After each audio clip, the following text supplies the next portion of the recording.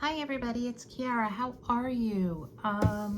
It is Monday, June 8th, 2026, and I didn't do anything the last week because I got it into my head. I had a busy week and I had some other things I needed to do, and then I went away. Didn't go away. I went out for my daughter's birthday, and then this weekend when I should have been doing stuff, I should have been sewing for my video, I decided to clean my room more, and you would have seen this morning a video of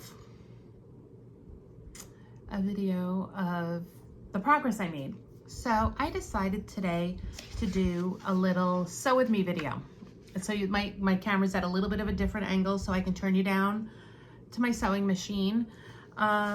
We're gonna sew block 9 of the Riley Blake Designer Mystery, and I'm doing a conversion of Lori Holt fabric. I bought a kit.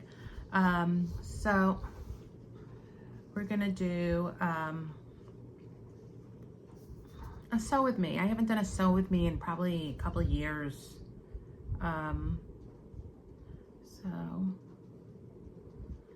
Because I'm at the point where this sew along is done, and this sew along is done, and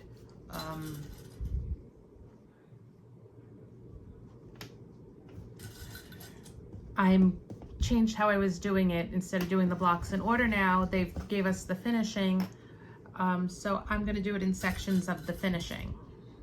So okay, so step 1, we're making some half square triangles, and these are not how I would normally do half square triangles, but I'm doing them this way because, hey, is my shirt cute? It's an Anna Green Gables shirt. I love Anna Green Gables. It's one of my favorite book series, and I love the Megan Follows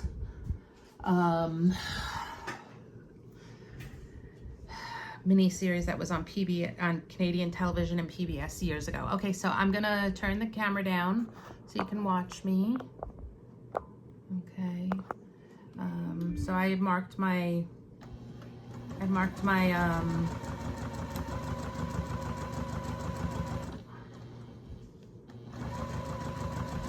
I have seam tape on here. So we're gonna follow this along for how they did the half square triangles here. These are not the scissors I usually use here. Oh, I was on the phone with my mom yesterday and I closed them. Okay, so I'm gonna actually do everything I need to do. Well, actually I do have a 1/4 inch foot on this. It's not my one with the guide, but it's a 1/4 inch foot.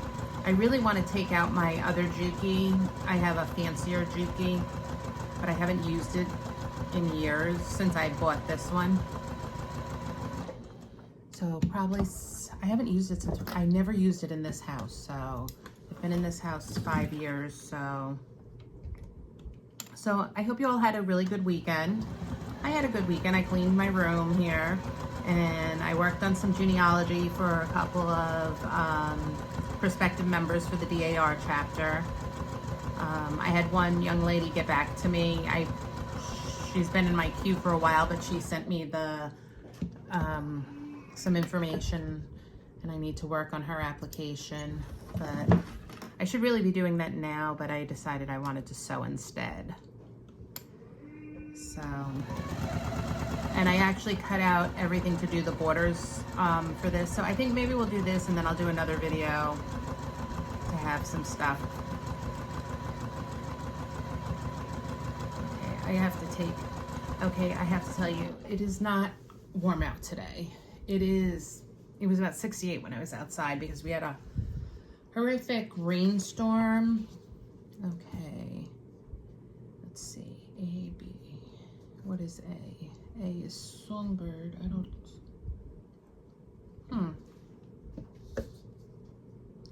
Okay, so number 1, I found a mistake. I did not. Oh, that's there. That's that. Okay. Okay, B is milk can. This is milk can. I did that. Oh, okay, so I can't do this. Okay.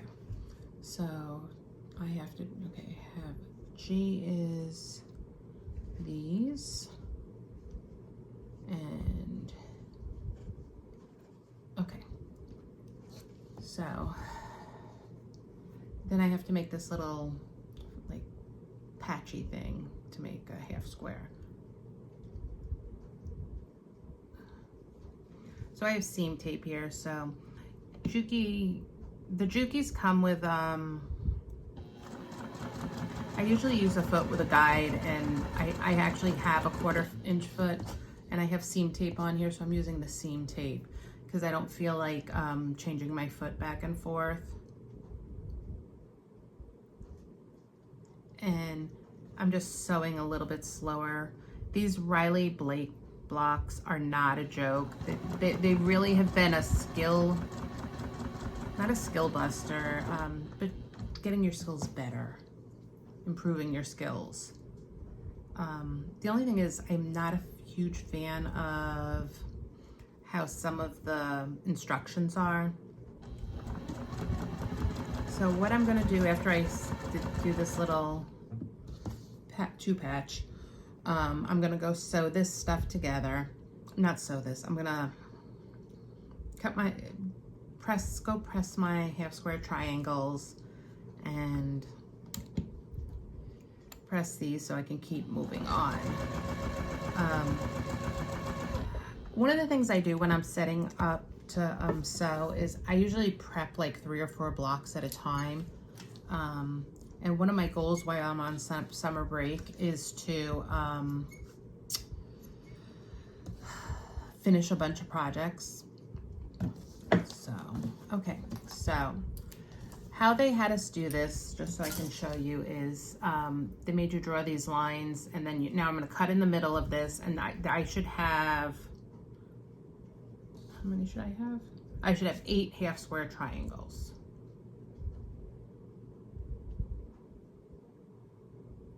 I wonder. I should have 8 half. I don't think how am I going to have 8 half square triangles? Okay, we're gonna go see how this works out. If it works out, I'll be back here to tell you. Cut these. I don't understand. Okay, if I cut here. All right, I'm gonna go cut this. This says I'm gonna have 8, hold on. Okay, I have the other, I did make 8. They're sitting underneath the clapper. So now I am making this unit right here, because then I have to make it into another different unit. So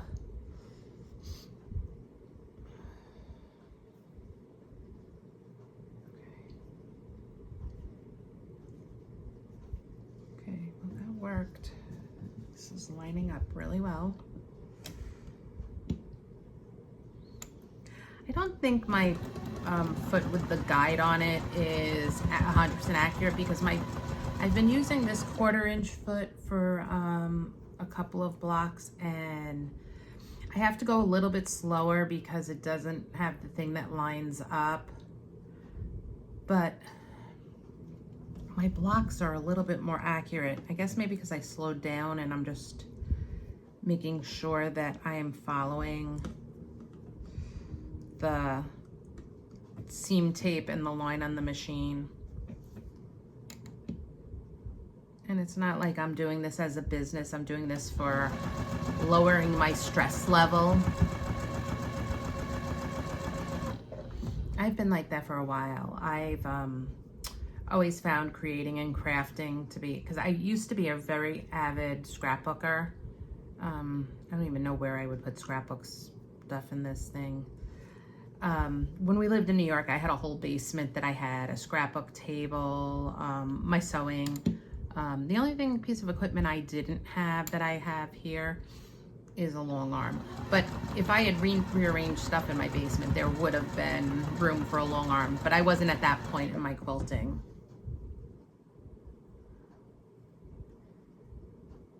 Okay.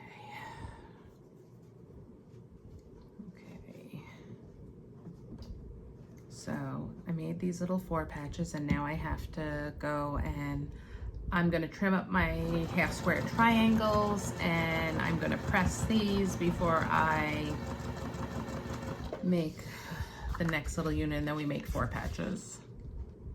Actually, I'm gonna also do, I have to make this piece right here. And this is a free pattern, so if you see measurements, it's okay. So I have to make this strip set. So I'm gonna actually start that strip set right now. I'm actually gonna make the whole strip set. Okay, C is my milk can, okay. I'm just trying to, so I can do this in order. Because I try to do several things at once. See, and if I had been doing this another way without this open 1/4 inch foot, I would have had to switch feet to do this step.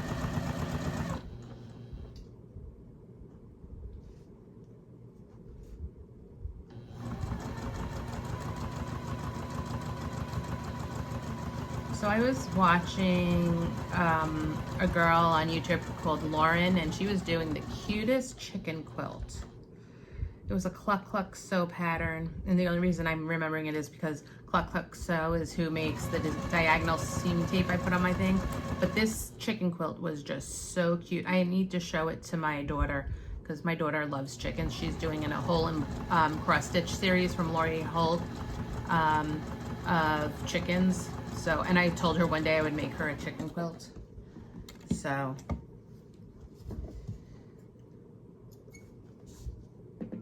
okay, let me just cut these apart. I need to get a pair of smaller snips for next to my machine. Okay, all right. Let me just finger press this so I can use this other.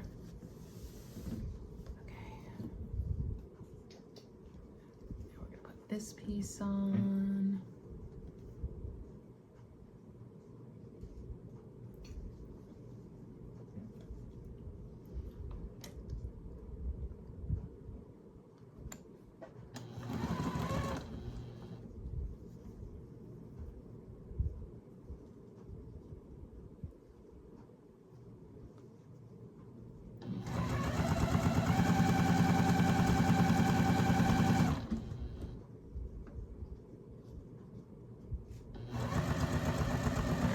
After I do this, I'm going to press all this, and then I will be back because we will be almost to, after this, I gotta do the 4 patches. After the 4 patches, we can start assembling.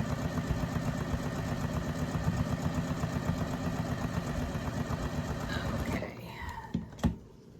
So, we were talking about the weekend. When I come back, we'll talk about the weekend some more. Okay, so we have our half square triangles made. We have,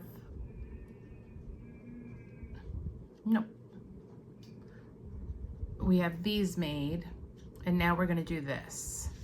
So I have to make sure they're in position right. Okay, so this is how it goes. And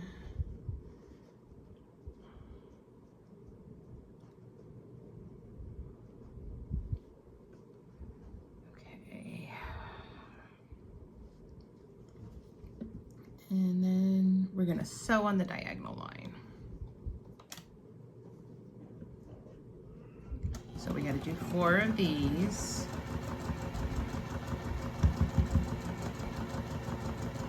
So these just take a minute because we have to make sure that we're lining things up. And yes, I know I should pin. This one's not exactly, okay. So,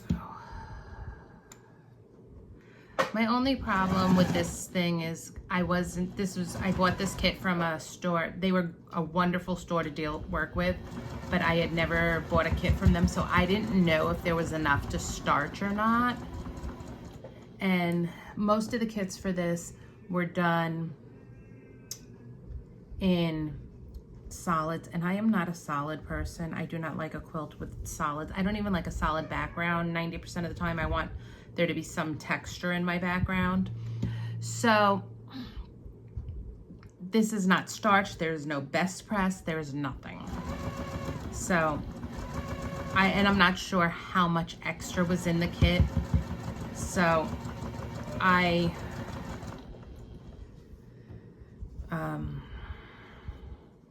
was nervous, to say the least. So I have 2 sections of this quilt that only need 1 block in them. So those, I'm gonna work on those first. And then I am going to work on finishing the blocks. I'm gonna work in sections, and then it'll just be easier that way.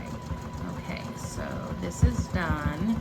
And the next thing I'm gonna do is I have to work on these 4 patches. So I'm gonna sew the 4 patches the way that they need to. Oh, they're all the same, so I can do this part the same. I didn't realize that. So I will sew these, and then I will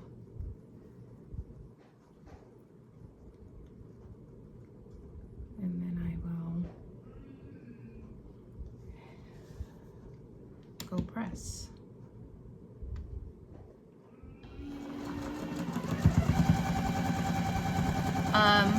And I had somebody ask, I sew on a Juki 2000 QI. When I bought this 5 years ago, and Kimberly from the Fat Quarter Shop was using one. She was using a 2010, okay? And the primary difference between this and the 2010 is that there is a lever on it that you can control your speed with, as opposed to just using the foot pedal. I've used the foot pedal, excuse me. I've used a foot pedal to control my speed for years. And it was extra money, and I didn't feel the need to do that. So I spent a little bit less, and I have been extremely happy with my machine. I also bought this too because I was doing a lot of walking foot quilting when I originally bought this. I wasn't really thinking of getting a long arm until they came out with the Moxie, and I was doing walking foot. I have no problem with straight lines on my quilt. Can't do a straight line on my Moxie to save my life, but on here, not a problem. And I like that I actually don't need to put the walking foot on this to quilt with it. So, made me extremely happy. Okay, so these steps are done, so I have to go press all these. Had I realized I was going to do this, I would have taken out my mini pressing station and my mini Aliso, but it's okay. I'm gonna go press these, and I will be back, and we will get to the point where we're almost to the point where we can assemble the block. All right, I'll be right back. So I didn't realize that I wasn't recording when I was sewing a couple pieces together. So I'm ready to sew this all together. I've already sewn this. This was the strips. This was the strip set that I had to cut apart. So I'm gonna sew this all together, and I'll come back and show you when it's done.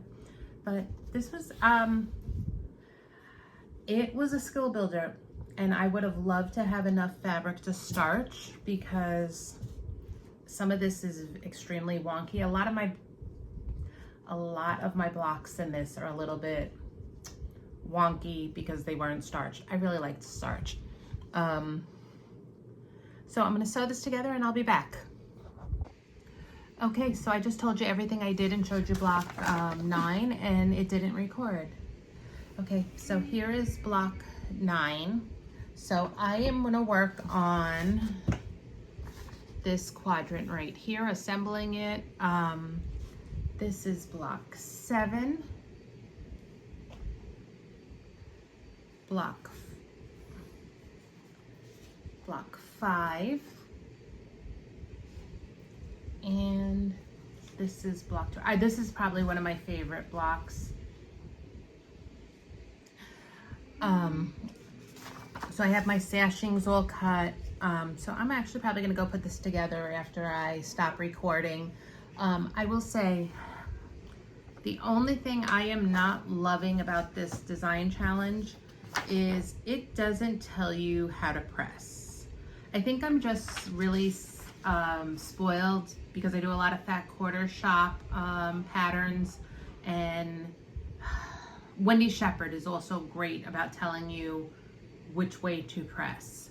I even don't mind. I'm doing this the America 250 quilt from the Celebrate with Quilts books, and they say press open.